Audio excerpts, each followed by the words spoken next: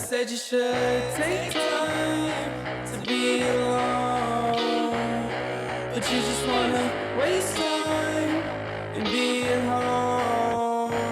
I just want you to be yourself, even if it's with someone else. Girl, you're not to blame. I made you change.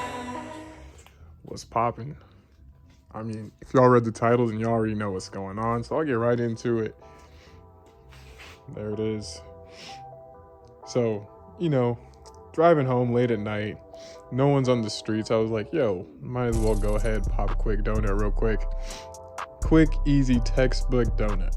Pull the e-brake, do a little donut, then hit the dash, on the way out, clutch kick, make it look sexy.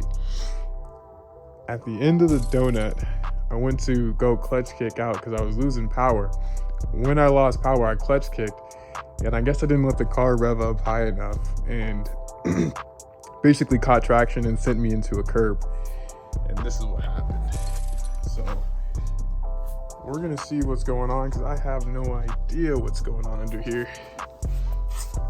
It doesn't look too crazy, but we're gonna dive into it and see what's going on.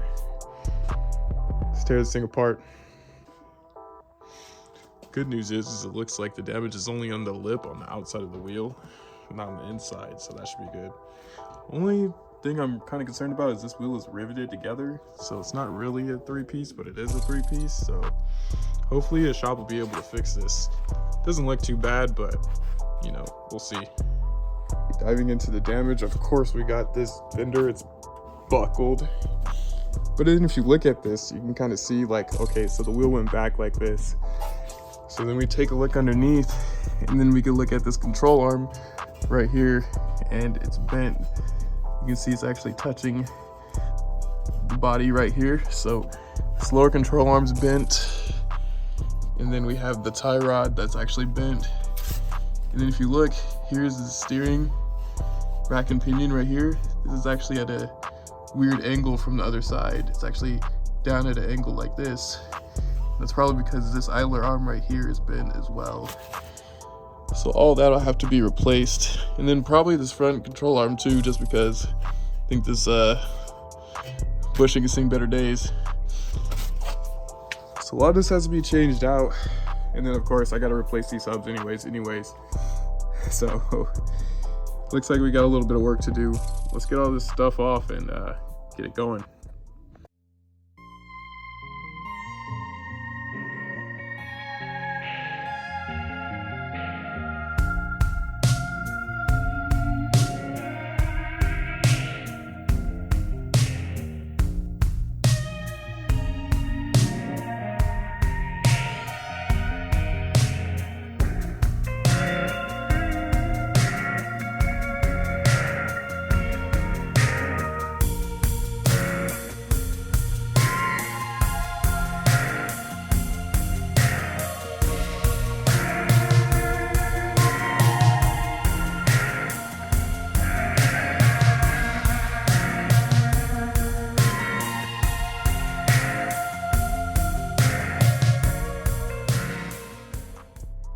Finally able to get all these steering components out. Crazy, bruh. Each one of these were all seized in there, which is crazy because these are only about 3 to 4 years old.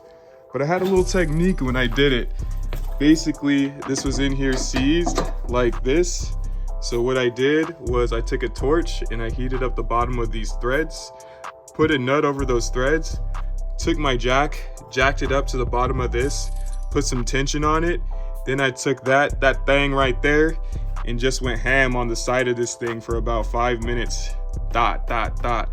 And it eventually ended up coming out on both sides, but it took a while. So if you're doing this job, quick tip for you.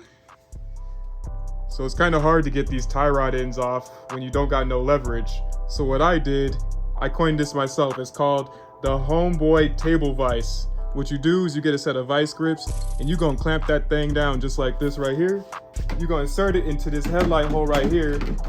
Make sure that thing's solid and sturdy. And then you're just gonna go ahead and just crank that thing, Soldier Boy, just like that. Easy, light. now that I got all the old stuff out, we can kind of compare and contrast all the old parts. This is the new idle arm compared to the old one, which you can see definitely got bent right there. Then I got new tie rods. This is the old one right here, and you can definitely see this thing bent up right here. Then I got a new center link, but it actually wasn't necessary. This is actually straight.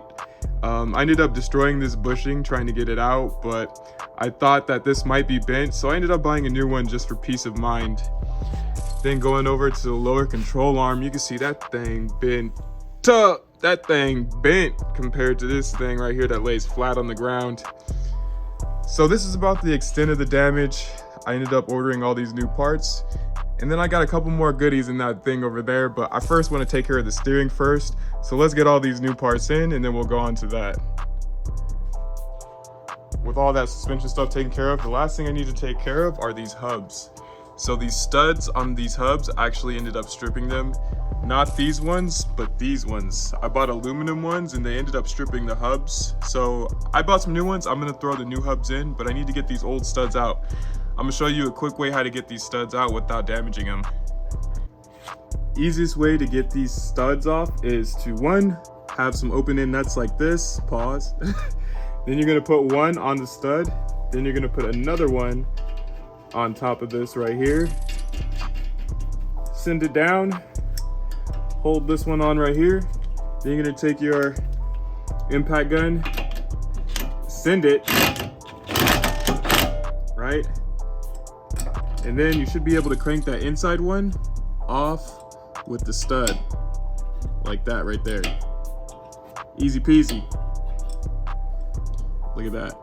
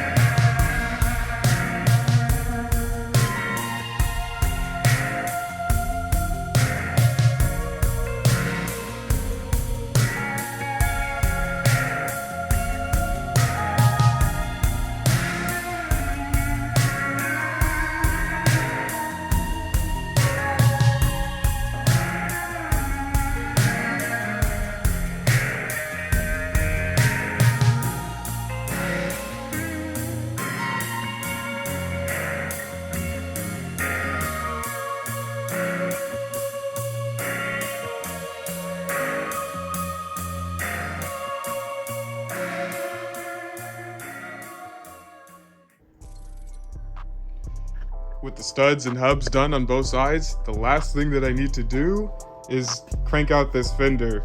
Sucks, I actually have another fender right there, but that's a driver's side fender, so I won't be able to use that. I'll be using this one until I find another one. But in the meantime, at least let's get this one looking good.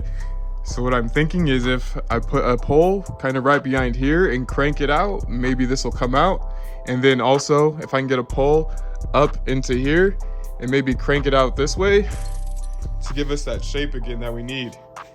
So I'm gonna try that out and see what happens.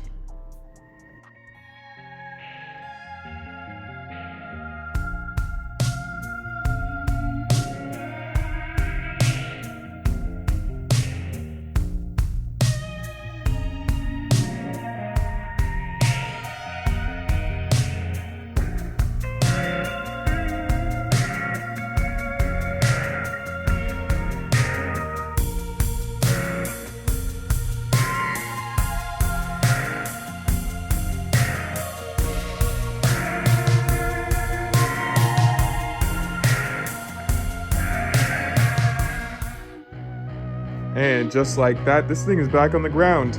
It took a little bit of work, but we ended up getting it done. Gonna take it on a test drive to see if the thing is roadworthy.